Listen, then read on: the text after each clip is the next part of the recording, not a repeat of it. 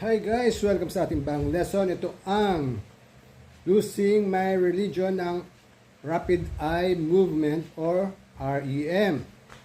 Sa lesson na to, matutunan nyo ang intro, solo, outro, chords, at ang strumming pattern. Pero bago tayo magsimula, kung bago sa channel na to, please, pakipindot lang subscribe button, ganun na rin ang notification bell para maging updated ka sa mga gagawin ko pang videos na katulad nito.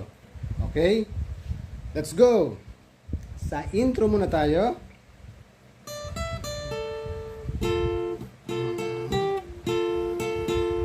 Yun ay first strings, 10, 12, 10, tapos 10 sa second strings. So, dinihan ko na siyang tatlo. Yung tatlong strings, 1, 2, 3. Kasi kasunod nito, itong dalawang second at saka third string sa 10th fret.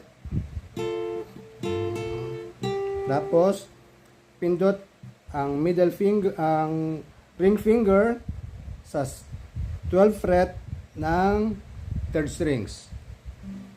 Okay?